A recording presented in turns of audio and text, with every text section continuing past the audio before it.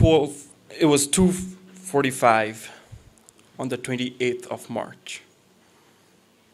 My phone rings. I see my phone.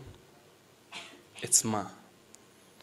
Suddenly I have this weird vibe that it is not gonna be good. It is not gonna be good. Somehow I just swipe it on my left. She goes, Babu, बाबाको सासै आइरा छैन. बाबु, निलो भइराछ बाबा. त घर छिट्टो eyes. I freeze. There I go. I go blank. I don't know what to do. I don't know what to say. Somehow I gather up all the courage I have. Ma, घरमा को छ?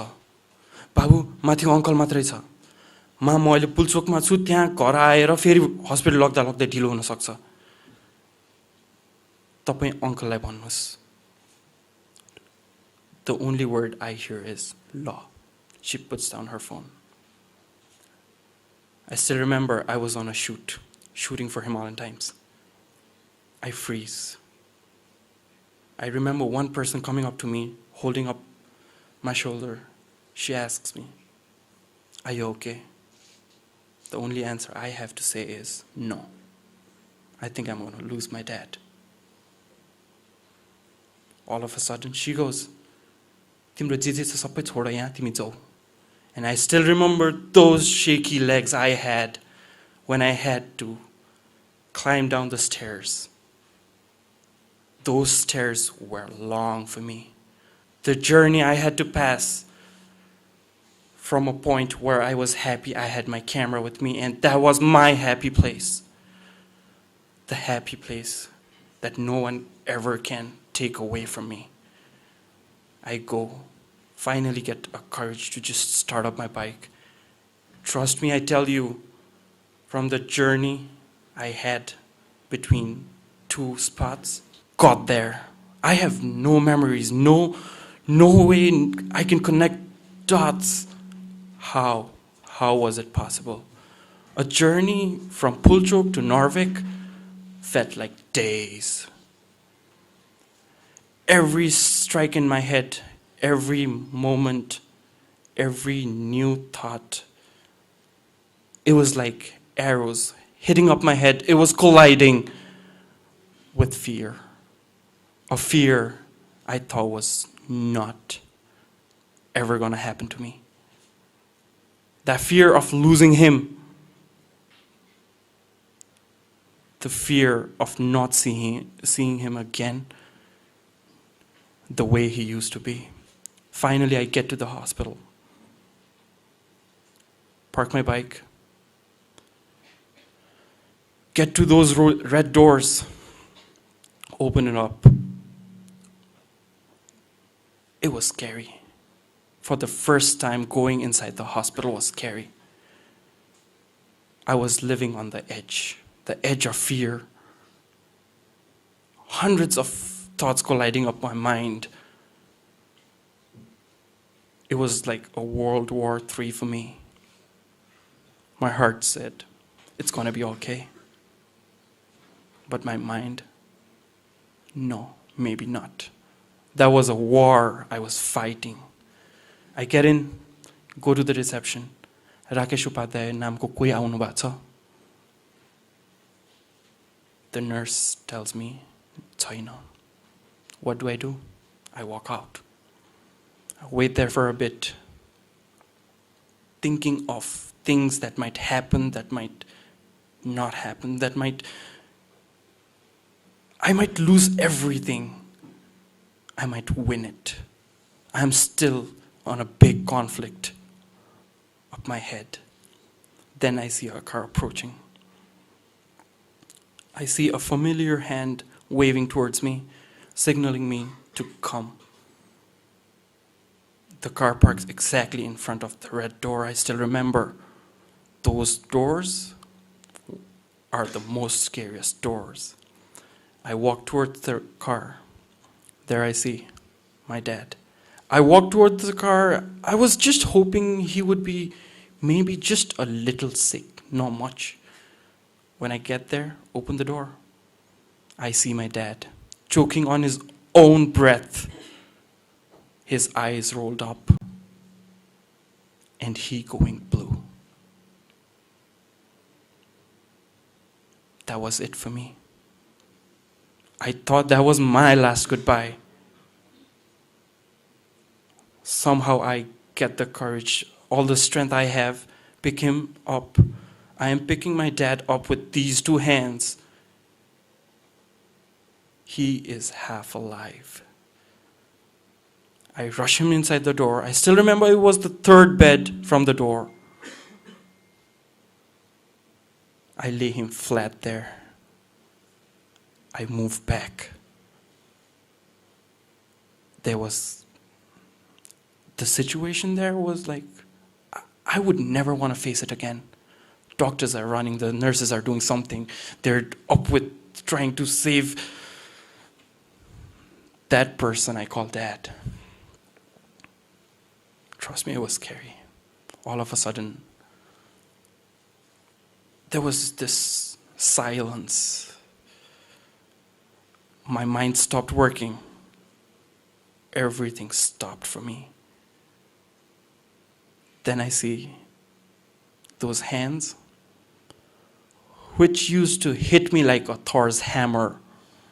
And trust me, that would hurt. It was lifeless there, hanging out from the bed.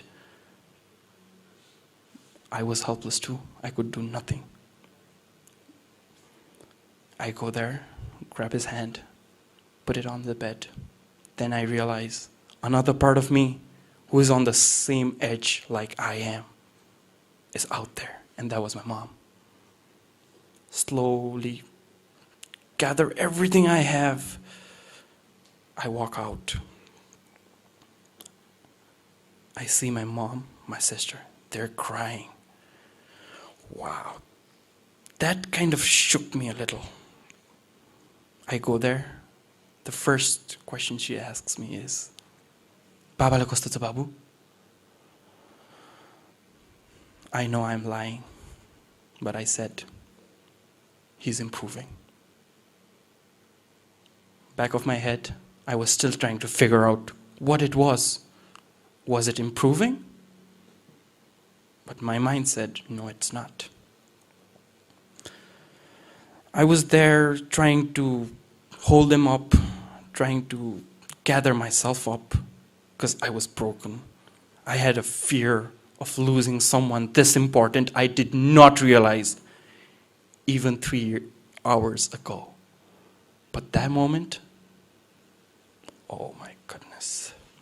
I sit there, tell Ma, everything's going to be okay. We're on a safe place. We're on a place where he's just going to be perfectly fine. He's going to come out. Then I hear a nurse. Rakesh Upadhyaya ko yahan ko hununcha? Trust me, my heart stopped. It skipped a beat. I thought it was done. It was over.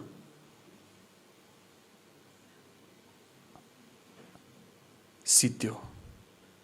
Somehow I again gather up courage. I still remember those shaky legs. I walked towards her, the same door I had to pass through, not knowing if he's going to be okay or it's over. I get there. She calls me in. The doctor just tells me to sign a paper. I do. Trust me, I never sign a paper without reading it. And that was the moment I did without even reading it. Then he decides to tell me he needs to be ventilated. For me, ventilation was a thing where when you have no hopes, you put a person there. But well, maybe I was wrong.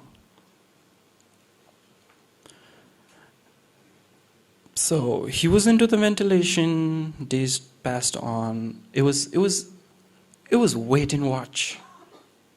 I was helpless.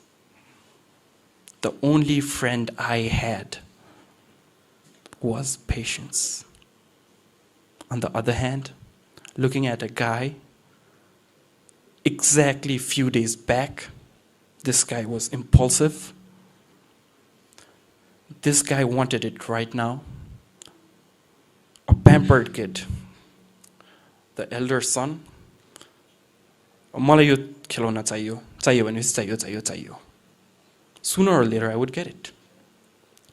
But for that moment, patience. Patience was all I had. People came in day by day. Oh, babu, thikai huncha.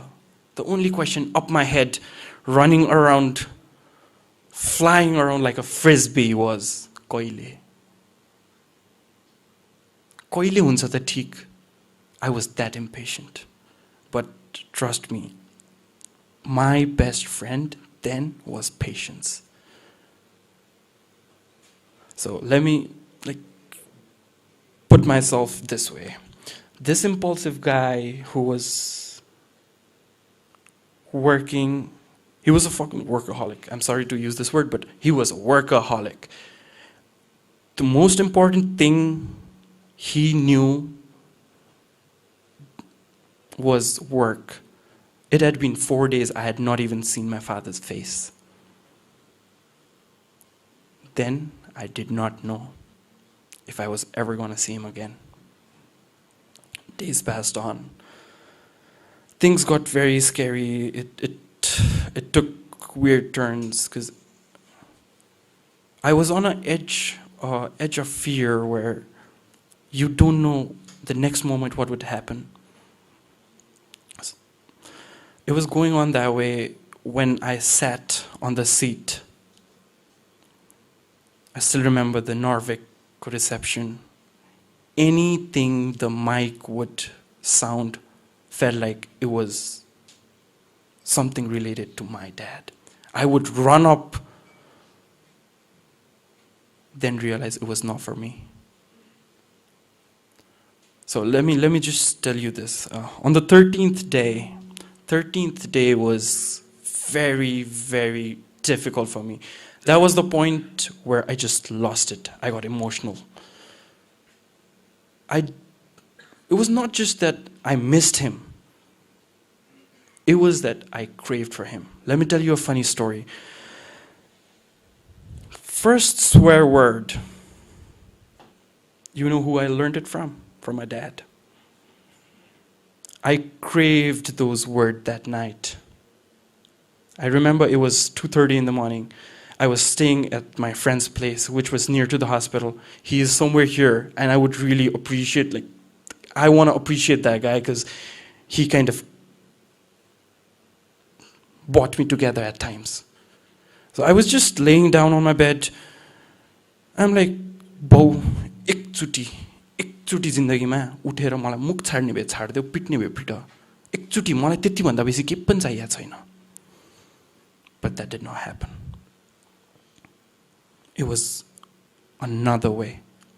Wait and watch, wait and watch, wait and watch. Day after day after day after day. It was just wait and watch. On the 21st day, I still remember I was asleep. I got a call. Babu, babaलाई त होस आयो. Trust me, I ran from my friend's place to the hospital like Usain Bolt. Bhag milkha bhag.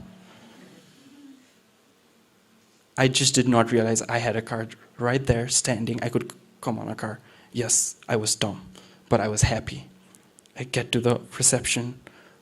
With all the bright face I've wanted to see from my mother, these long days was there.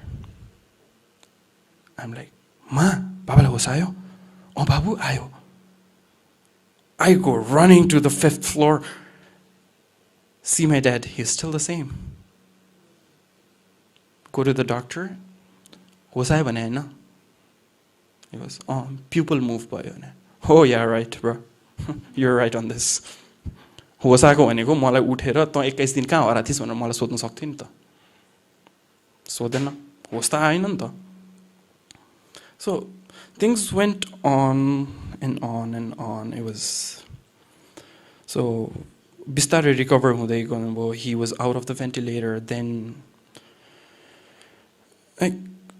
it's so difficult to portray him on that specific time because he kind of lost his memory and he was a child again. It was a core kalyug for me. I had to change his diapers. I had to put in conditions. तिमीले oxygen mask लगाएन भने म diaper पनि दिदिन, diaper पनि निकाल्दिन. तिमीलाई राति गाह्रो हुन्छ त्यति बेला पनि हेर्दिन. I fed him. I had to feed him. That was my condition back then. Then I just realized, oh my goodness, my parents is like they've done way too much for me. And I never realized the value of them until this happened. My priority was having fun, working, meeting new people. It was just crazy. Like I never imagined them to be this important, this surprise, this present for me that I got, and I would never want to lose them. So things went on right, and somehow he was a kid again telling you this. So there came a point where I kind of got frustrated and I was like, how long? But then time teaches me all. I just had to wait. Telling you, my friend, my best friend was the patience I had to. I had to keep it up, holding up my mom, holding up my sister, and my dad now.